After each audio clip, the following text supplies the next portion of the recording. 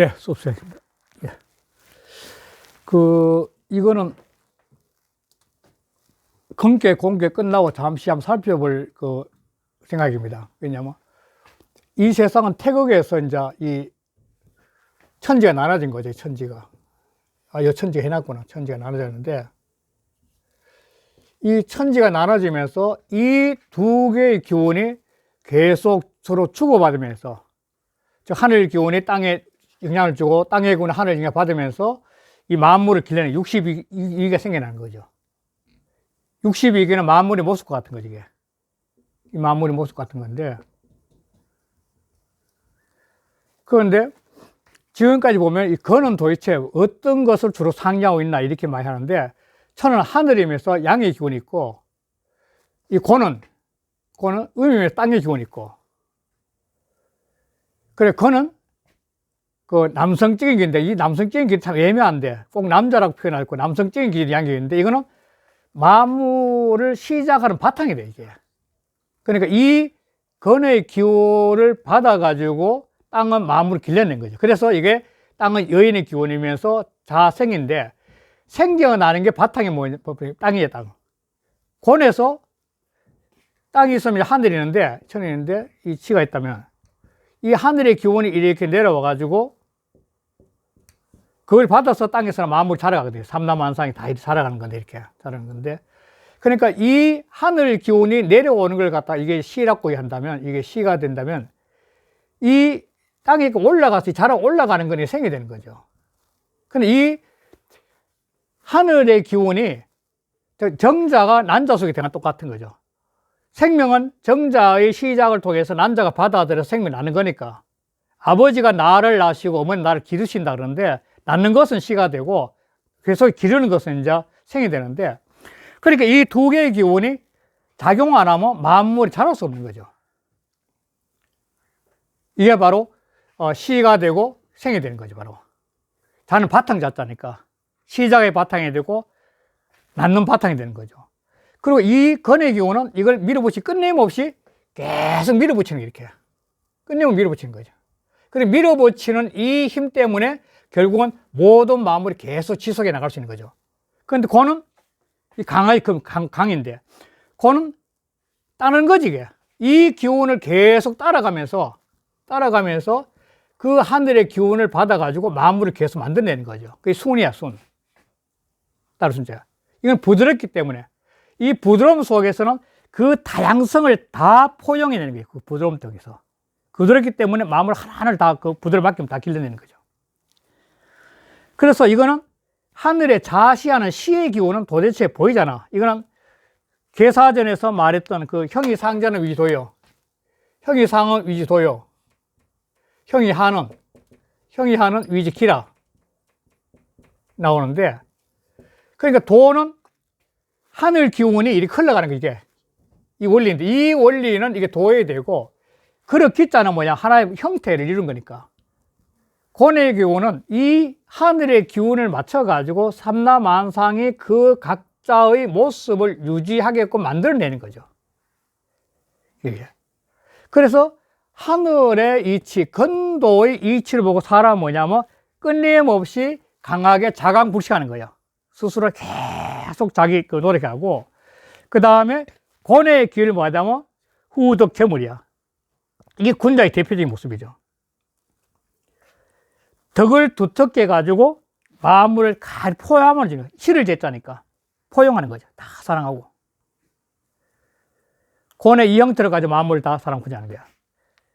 그래서 이게 크게 건의 기운과 곤의 기운이 아닌데, 이 두 개의 기운이 서로 합해가지고 서로가 한 몸이 돼서 그 다음에 62기가 나오는 거죠. 그래서 이걸 갖다가 건고는 여기에 문이라고 그래요, 문. 이 문을 들어가면 문 속에는 62개의 괴가 전부 다 나오는데, 이 62개의 괴의 모습에서 만물의 모습을 전부 다 그리는 거죠.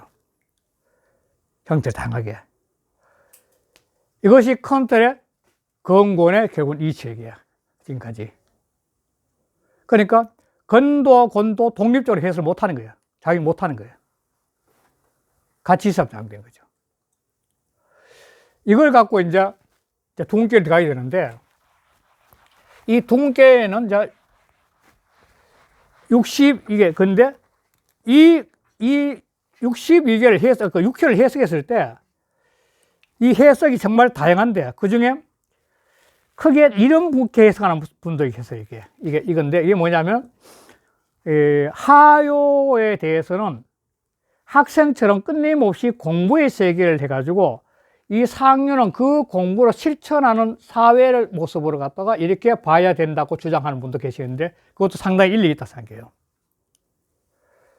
또 그렇지 않으면 일반적으로 효 하나가 전부 다 그 처지에 있는 계급의 상황을 이해한 거다. 제일 아래는 백성들이고, 그 다음 중간에 일반 말단 사회 문제고, 그 다음 중간간부고, 그 다음 중간간부에 위해서 요게 마지막에 이제 하위의 중심이니까, 옛날에 제후는 군대 있잖아요, 이렇게.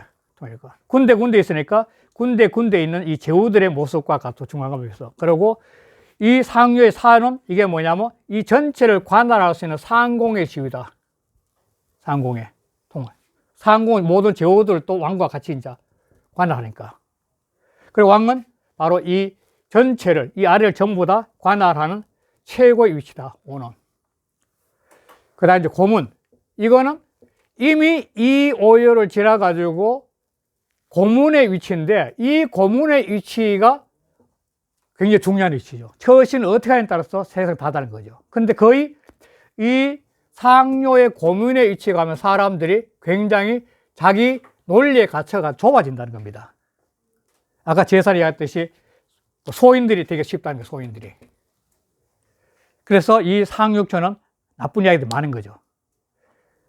검교에도 항용유예를 해가지고 이거 하면 항용이 되는 거고, 공교에도 보면 그 용전우야를 해가지고 덜에서 용이 사오는 거 나왔고, 그 전부 다 안 좋은 현상이죠. 그런데 이렇게 이제 큰 틀이 있는데, 이 큰 틀에서 바라봤을 때, 지난번에 이 계사전에서는 이거는 인의 자리다, 쉽게 해서. 그 다음에 이거는 천의 자리다. 이건 지의 자리다. 그런데 천도 돌아가기 위해서 천에도 음양이 있어야 될 거고, 인의 자리도 음양이 있어야 됐고, 사람 돌아가서 이제 땅에 음양이 있다. 그래, 음양이 모여가지고 육효가 됐다. 이게 계사전에 한번 나왔던 거죠. 그런데 일각에서 해석하는 분들이 뭐냐면 참고할 텐데, 굉장히 중요한 참고인데, 이 주역 육효에서 가장 중요한 자리는 뭐냐면 이 오요와 이요예요. 아래 효에서 가운데고 위 효의 가운데라는 거예요. 이것이 왜 이런 현상이 되냐면은 보통 소성계를 해가지고, 소성계는 이 사묘로 되는데, 사묘로 됐을 때 이게 지인천인데, 사묘일 경우에는 가운데가 바로 인의 자리가 제일 중요하다는 거예요. 사묘일 경우는. 그러니까 두 효가 만나가지고 이렇게 지인천으로 나왔지만 소요의 입장이 들어가면은 이요와 오요는 바로 인의 자리인 거예요. 이요, 오요는. 인의 자리인 거예요. 이거 바로 인의 자리라는 거예요. 인의. 그래서 이 주장을 하는 사람 여러분이 계시는데, 이 주장은 뭐냐면 이 주역은 근본적으로 이런 천재 이치를 다 표현했지만도 이요와 오요인 인의 자리의 처신이 가장 중요하기 때문에 이요와 오요가 바로 괴에서도 가장 중요한 거다, 이렇게 주장한 분이 계십니다. 굉장히 참고할 만한 저는 이야기 생각하죠. 이렇게 그냥 이 지인천 이렇게 딱 나눠서 6초 자체가 작용해서는 지인천을 하지만도 사묘 작용에서는 이렇게 작용한다고 주장한 분들의 이야기를 저는 굉장히 참고할 상황이 있다는 거죠. 왜냐하면 주역의 이치를 배우는 것은 이런 이치 자체가 인간이 어떻게 처신하고 인간이 어떻게 깨달아야 될 문제가 중요하기 때문이죠. 인간의 문제. 그래서 응하는 것도, 이제 응이 있는데, 응하는 것도 요거는 이 주장하는 사람 똑같이 이해하는 건데, 지금 현재 1과 4가 응하는 거거든요, 이게. 그러니까 좀 전에 했듯이 2와 5가 응하는 거고, 그 다음에 3과 6이 응하거든. 이게 응하는 건데, 이 응하는 것도 조금 전에 상요와 하요에서 지인천으로 이루어졌기 때문에 응도 역시 지는 지까지 지로서 응하고, 인은 인들이 응하고, 천은 천들이 응하기 때문에 이런 응이 나왔고, 그 중에 가장 중요한 응은 인의 효다, 이렇게 주장하는 분 계시다는 겁니다. 그러니까 이거는 앞으로 공부를 해가면서 다시 둔께부터 쭉 해가면서 이 지인천의 논리와 그 다음에 지인천의 논리를 가지고 바라보는 두 개를 같이 겸해서 살펴보면서 하나하나 저희도 공부를 해 나가도록 하겠습니다. 그래서 주역이란 이 공부 자체가 갖고 있는 것은 이치를 갖다가 보지만 또 그 이치를 인간 사회에서 어떻게 실천하고 이 인간 사회에서 어떻게 그걸 터득해야 될 문제가 전제돼야만이 주역이 가치가 있다는 거죠. 그래서 이게 바로 응의 문제인데, 그래 응도 지는 지디, 천은 천, 인은 인을 응한다, 이런 문제가 있는 거고, 그 다음에 또 하나가 그 음양의 문제인데,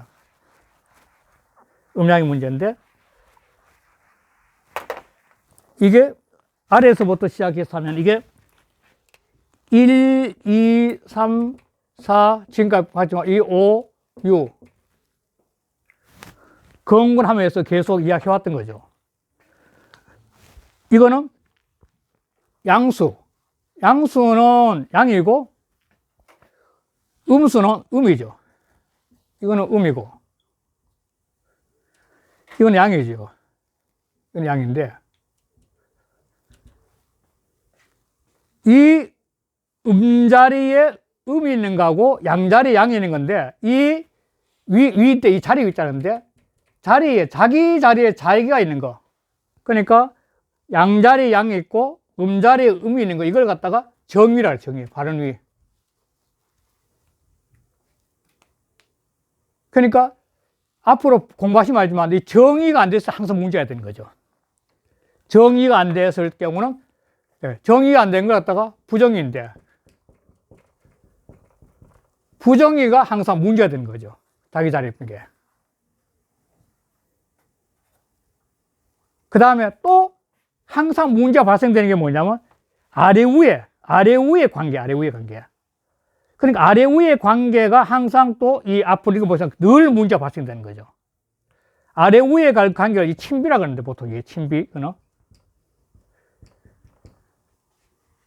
친하다는 건데, 친하다는 게 불비라 그래요. 요게 그림을 다시 바꿔줘. 이렇게 양이 됐고, 임이 되면, 이거는 초요인데 음이고, 이요인데 음이 되면, 이거는 근본적으로 서로가 친하지 못하죠. 이건 불비예요, 불비. 그러니까 이 불비의 상태에 앞으로 걔가 62개 쪽 해라는데, 이 불비의 상태가 되면 항상 문제가 많아. 허물도 많고 흉도 많은 거예요.